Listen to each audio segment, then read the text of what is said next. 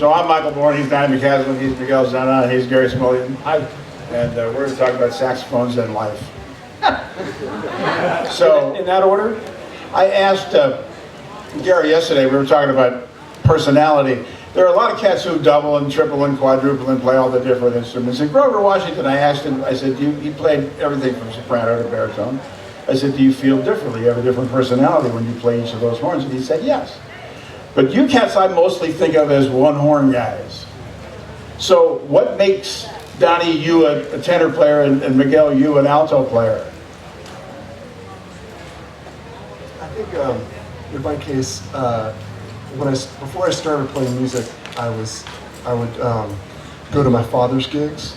And my father played piano and vibes and marimba, and he had a group called Warmth, and they played like these great American songbook tunes, Cal Tjader, Latin jazz, R&B tunes, and their saxophone player was like a hippie.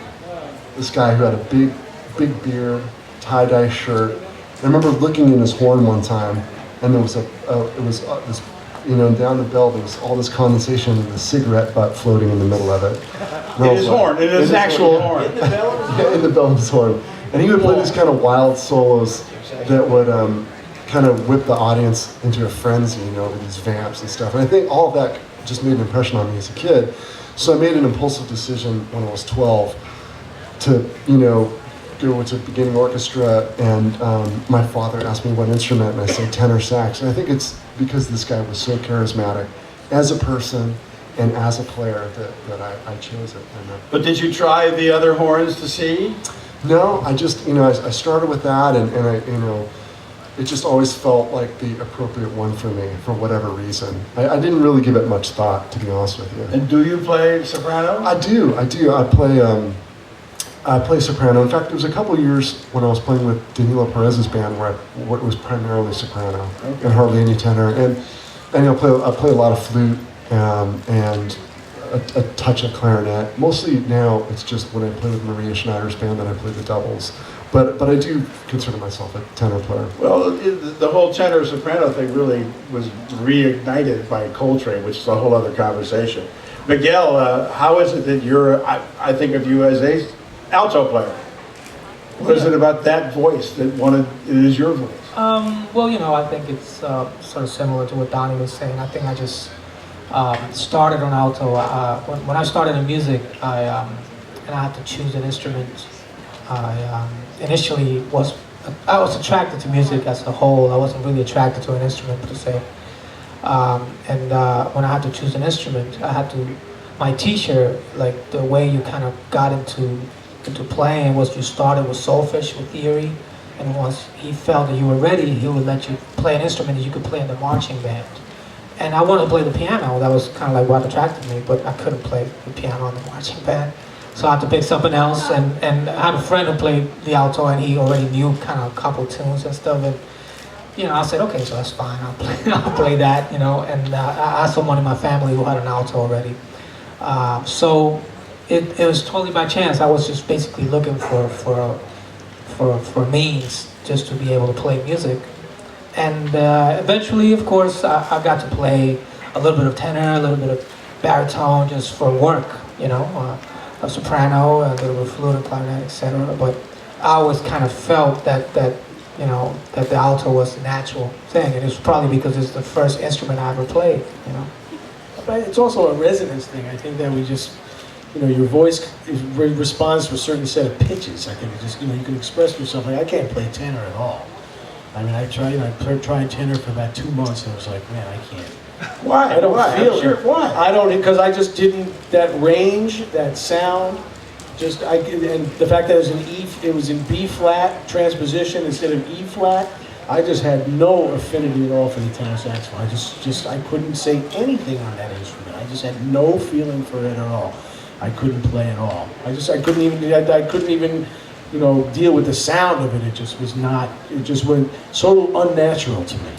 I'm curious if the music that comes out of your horn sounds different by the different horns, because literally the bell is farther away from your ears on some of the horns than the others. Well, the sound also comes out of the tone hole. Oh yeah, the holes and everything, Always- but still, you're in a different range. But if you literally hear the music differently because of the range of the horn. Yeah, and I think that's why we choose to play what we play. Okay. We respond to that. I mean, I respond to the baritone because those pitches, I can really, that's my voice. Exactly. If I play alto, it's like, you know, I can't play the same way. It messes with my head. And I think it's probably for everybody. There's also physics. I'm gonna jump in. Hi, I'm Don Braden. I was, saying a little, just cheering Hubert. Okay. Speaking of flute. Anyway, I just like to say about that the physical part of it, when I play soprano and tenor, and the physical part of it also makes a difference. For me, soprano is little and the sound comes out faster. Literally, it might be a fraction of a millisecond faster, but it feels, I can feel that. I can really feel it when I play soprano. It's more responsive to me than tenor. So I think that's also a factor, the physics of it. Like you adapt to whatever it is. So I'm mainly a tenor player, of course, so I'm very used to that. So soprano almost feels a little too fast, but it's really fun. I feel really fleet on soprano compared to tenor because the thing comes out faster.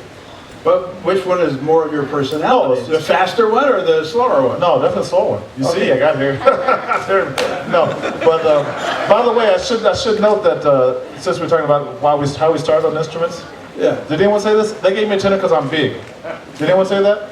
Now it's cool. It's cool. They gave me a tenor. I started on alto. But that's usually the baritone's gig, the kid's gig. Well, whatever. In my middle school in 8th grade, they didn't have a baritone. They had a tenor, and I said, "I'll take an alto." That's why I played for 1 year in 4th grade. Did nothing in 5th and 6th grade schools. Didn't have a band. Got to 8th grade.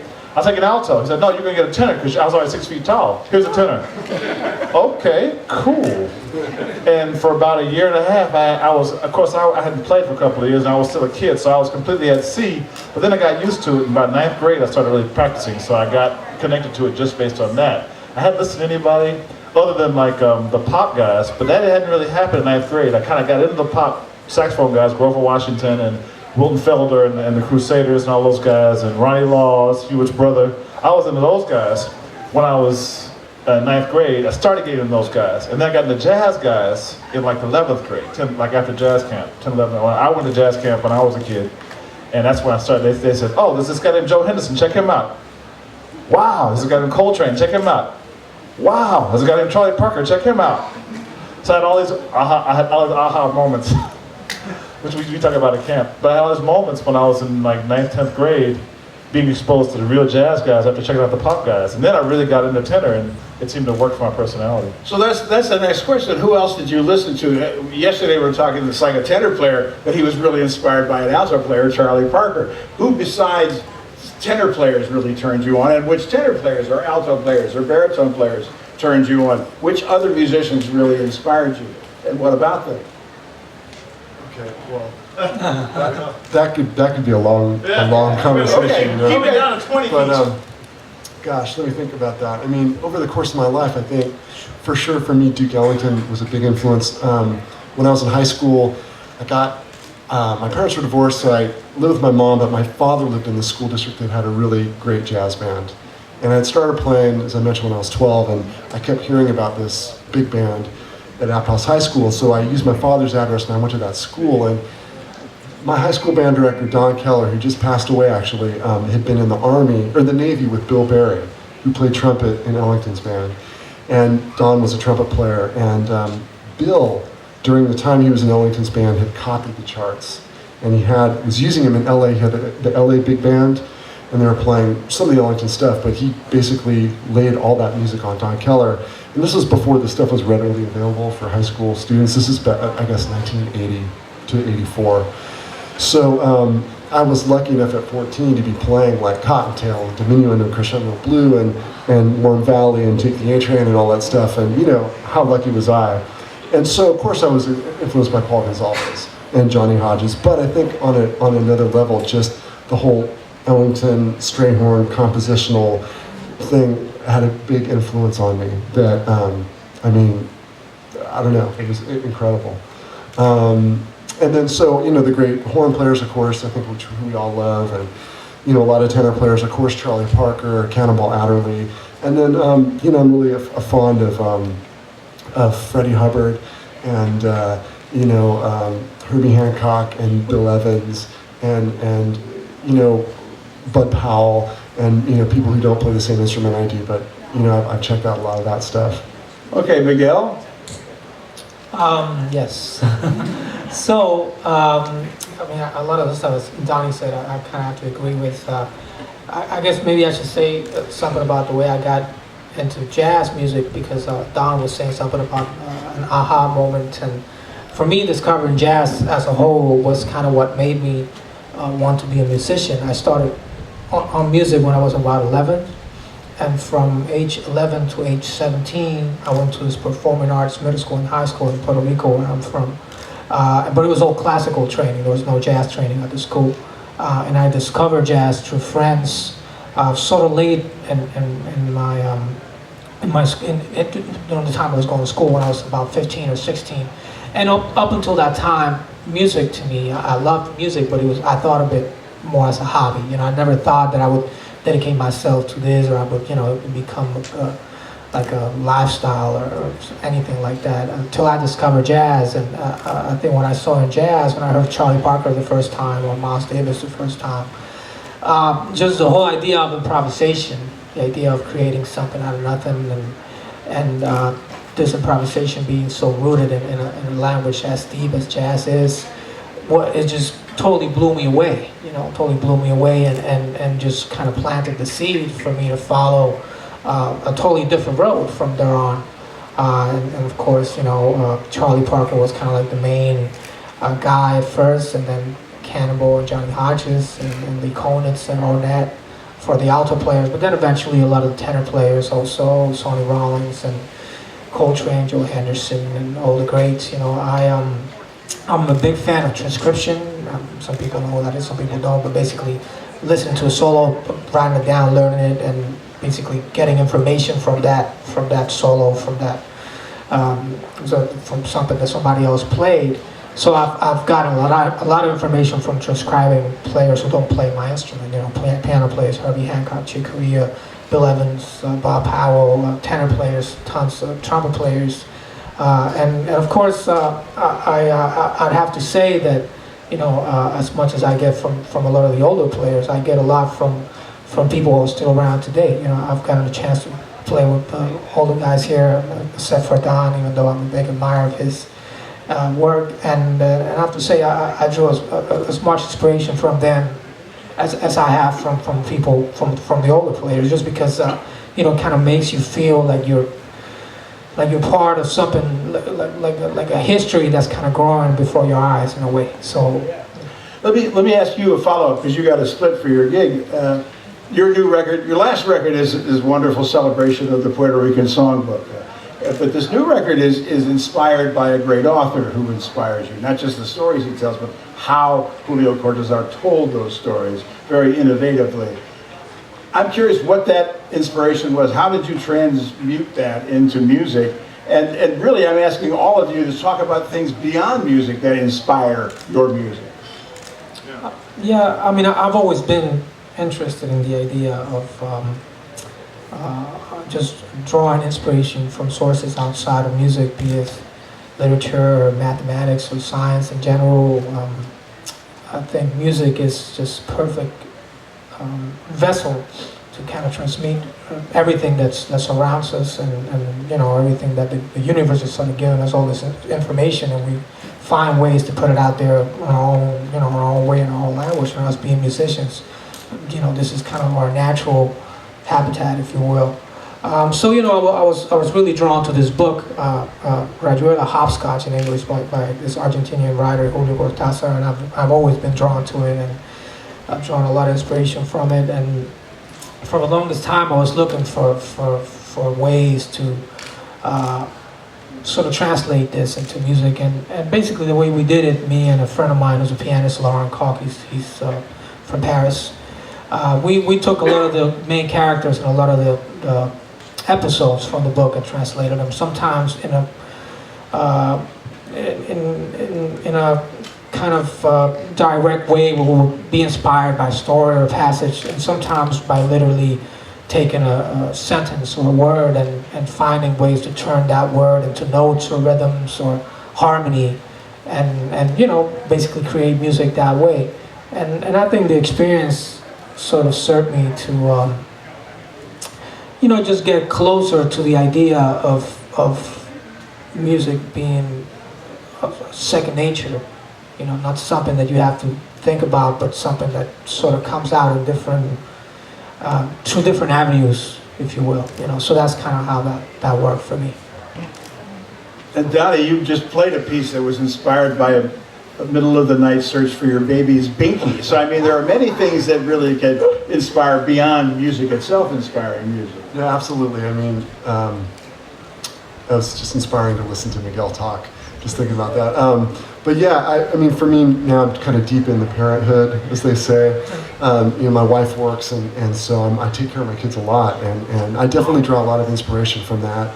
It's more along the lines of, you know, the emotional ups and downs. Obviously, that song was about the tension of, you know, looking for this thing, but there's so much, as you can imagine, there's so much joy and love that comes through parenting, and I really love that, and try to express that through music and just let it seep in, you know, when I'm writing and things like that. And you know, outside of that, I mean, I'm actually, for many years I played a lot of basketball. My father was a college basketball player, so I grew up playing a lot of ball, and I think that's something that I also thought about in the way that relates to music. You know, the obvious example being a guy like Michael Jordan, you know, there's stories abound of how, you know, he never let up even at practice, training camp, he was always going, you know, 110% or whatever.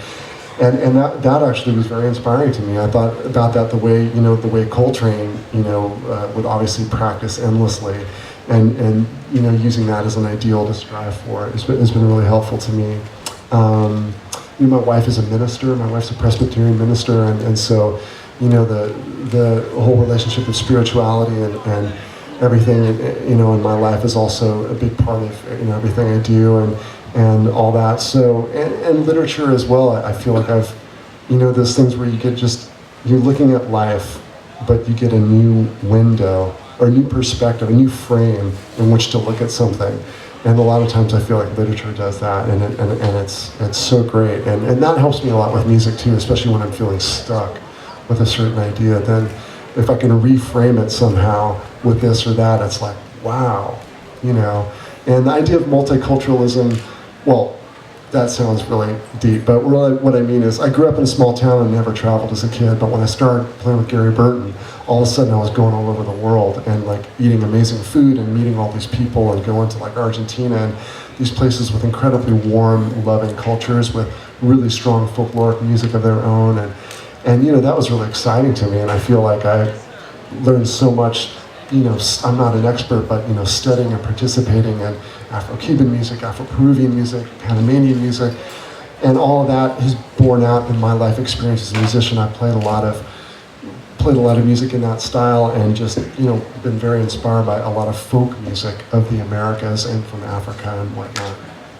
Well, you know, the interesting thing about basketball and jazz is when you're playing jazz, there are a lot of assists and rebounds involved when you're playing with a group, right? Yeah. Absolutely. And Basketball's Don, improvised. Your musical and extra musical inspirations. What do you draw from? Well, obviously, one of my big things, as a few people here know, is teaching. And so I'm very active as an educator, and so I get a lot of inspiration and energy from the levels of teaching activity, both from the students themselves and from various things that happen as an educator. Part of it is interfacing, because I've done a ton of traveling as well, like all the pros, or very many of us pros have. And so, but the educational side of it, for example, I was in Siberia. I was on tour with, who was I on tour with on that particular tour? Can't remember, actually. It'll come back to me. But anyway, what really happened was we were doing a clinic. So we went to this school. They brought us to this school, and it wasn't in the winter thing. It was in May, thank goodness. So they brought us to this school, and these students had prepared a presentation, and I swear to God, I was knocked out. There must have been about 30 of them playing all kinds of tunes. Everything from challenging jazz tunes like Stablemates and stuff to like Chameleon and stuff like that. And these kids had prepared, knowing that we were coming, they had prepared probably 3 months to get ready for this. And we at the jazz camp, which the 5 weeks of camp that we've had right leading up to this, which I run, the kids, the preparation and that energy that goes into what that is, both the personal energy and the musical energy that they put into it, and the spiritual energy that they put into it is a huge boost for me. One of the reasons I do it. And that, man, I tell you, I've been, one of the most moving moments of my life was observing these guys in Siberia, whole different culture, but they actually knew we were coming, they prepped some stuff they knew we would like, and they blew us all away. We were like knocked out. It was like a 45-minute thing. They were killing. That was amazing. So, that kind of energy was a tremendous inspiration to me to keep hitting as hard as I can. I wanted to ask you, Gary, yesterday, we were talking about schools and education. There are all these schools now that have music schools that teach jazz, and they're wonderful. All these, on WBGO, every April, we have like 7 or 8 or 9 different schools sending some of their best players to play live in the afternoon. But, you attended, matriculated through one of the traditional, old-fashioned jazz schools. You went on the road. If you're lucky enough, you went on the road and you learned from Betty Carter, like Clarence Band today. We were talking about that, and you learned from Art Blakey. You learned from Horace Silver, and you learned from the road father, Woody Herman. He played with Woody Herman. I did, from 1978 to 1980. That was my first experience playing baritone. That was an aha moment for me. I never thought I'd ever play the baritone in my life. I was 22 years old. Die-hard alto player, never fantasized about the baritone, never thought about the baritone, never was interested, didn't listen to baritone players very much, except for Harry Carney, because I was also, like Donny, deep into Duke Ellington. And the phone rang, and it was Woody Herman. Wanted to know if I wanted to go on the road. And it was May of 1978. I was 4 credits away from graduating college. I had 4 credits to get my bachelor's degree. And I had to make a choice. Do I finish school or do I go on the road with Woody Herman? And I decided to go on the road. So I went out and bought a baritone, and 2 weeks later, May 25th, 1978, joined the band in Bridgeport, Connecticut, and sat down next to Joe Lovano. And that was the beginning of a whole other education. That was an amazing band because it was, John Riley was playing drums, Mark Johnson was playing bass, and he was in the middle of getting prepared to audition for Bill Evans' trio, which he actually got the gig. And Dave LaLama, who was Ralph LaLama's brother, who was also a fine pianist and arranger. And it was an amazing experience. I stayed Frank Tiberi, and so I stayed in that band for 2 years, and then that was my transformation to becoming a baritone player, which it was a total accident. Well, the question must follow. Woody said to somebody, I need a baritone player, and somebody said, hey, I know this alto player who might do, and he called you. I don't know what the tone of that conversation was, but Woody Herman's pet peeve was alto players who played baritone, so I hope that's not what they said. Okay. And I already thought, every night I thought I was going to be fired. Really, I did, because I had no sound, no concept, no baritone, nothing. I had a student Yamaha baritone with a stock mouthpiece, and I'm playing Four Brothers and Early Autumn and Caledonia, and all these, all this incredible music, Apple Honey and all, and Woody Herman was incredible. But I was like a nervous wreck because I was convinced I was going to be fired every day because it was, But he heard something there, I guess he liked. Anyway, can we get back to Siberia for a second? I have a great, really... Siberia? Cool. Yeah, Benny Goodman went to Russia in 1962 and the band was great. Phil Woods and Zoot Sims and Jerry Dodge and Mel Lewis, and it was great. And they played in Siberia. And someone asked Zoot Sims, says, what was it like to be in Siberia? Benny Goodman, he says, every gig with Benny Goodman is like being in Siberia.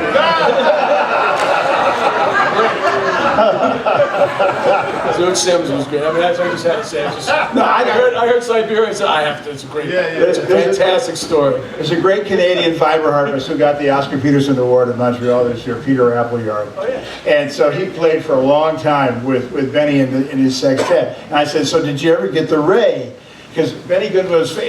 Understand, if you played something wrong or you did something wrong, he looked at you in such a venomous way, you almost died from it, and it was called the Ray. And he said, I never got it from playing anything musical. But one night, when he wanted me to go to dinner with him, I went out and spent the night with Ava Gardner, who was worth the Ray.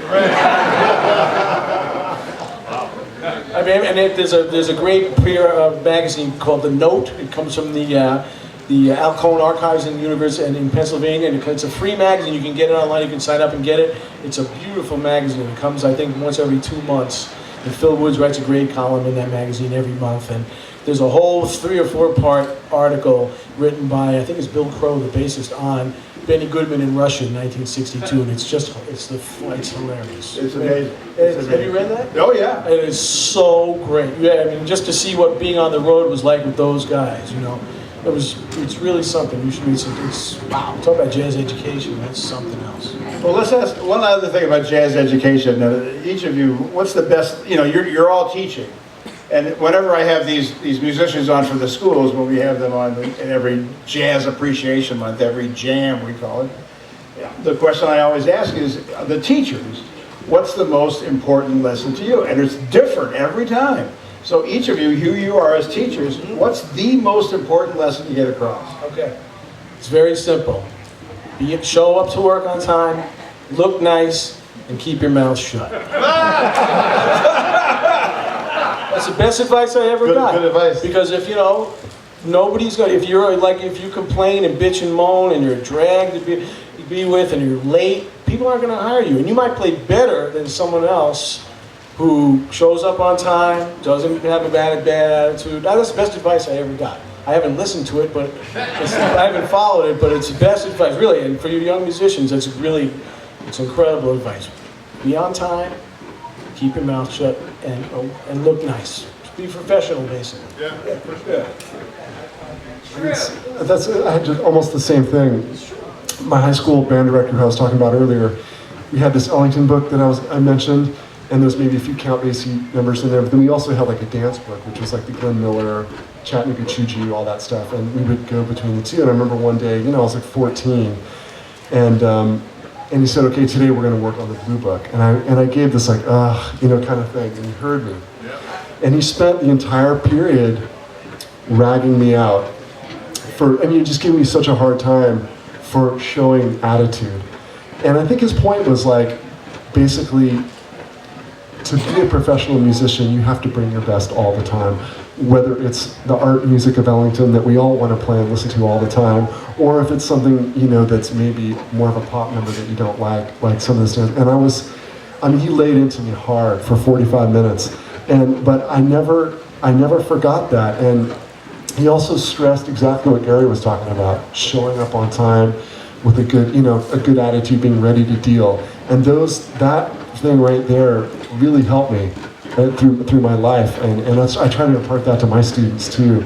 And now being on the other side of it, as a band leader, okay, I got a gig, I need a drummer. I got 3 drummers to choose from. Right. Okay, one guy's amazing, but a little flaky. The other guy's amazing, but maybe, is a little bit of an attitude. The other guy's amazing, shows up on time. That's like, guess who I'm gonna call first? I think about that like just, there's so much on your plate as a band leader. To add on top of that, having to deal with people who don't have their, whatever together, that's just more stress. And I've already got enough stress to deal with, So I think, I don't know. Tell them the definition of on time. Early, yeah. Yeah, definitely early. And On time is late. yeah, it's just the life lesson that my band director laid on me and I never forgot. So, of course, I echo what my colleagues said, which is it's great. I add another angle on it, which is preparation. That's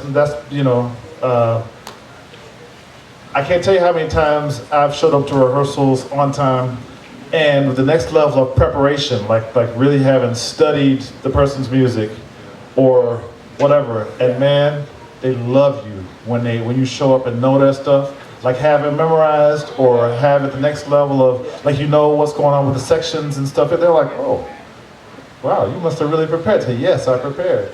I can't always do it, like Gary said, I can't always follow my own advice because for whatever reason, but when I can actually really do that, I earn a zillion million points. And it really made a huge difference with Cosby. I worked with Cosby for many years, and he was a stickler for all this stuff, so we were always really on the case with him. And again, I'm on the other side of it as well. And when people show up to me, oh yeah, I know, I learned this solo and this solo of yours, I learned this record of yours and this record of yours. One time I'll tell you how I got to gig with Kenny Barron. I worked with Kenny Barron for a while. I came and saw him at the Village Vanguard. I showed my face. I was there for like 5 nights or something, like a bunch of nights. And finally he said, I keep seeing you. I was like, yeah, man, I really want to play with you. Here's my CD. I really love to play with you sometime. And he called me about 6 months later. And I came there, I knew his stuff, and it was great, you know. So that's a preparation is my message. I want to pass along two things that I learned. And I was good friends with Harvey Phillips. It was like the world's greatest tuba player. This guy inspired or commissioned more than 1,000 works for the tuba. He did the tuba Santa Clauses, if you've ever seen that.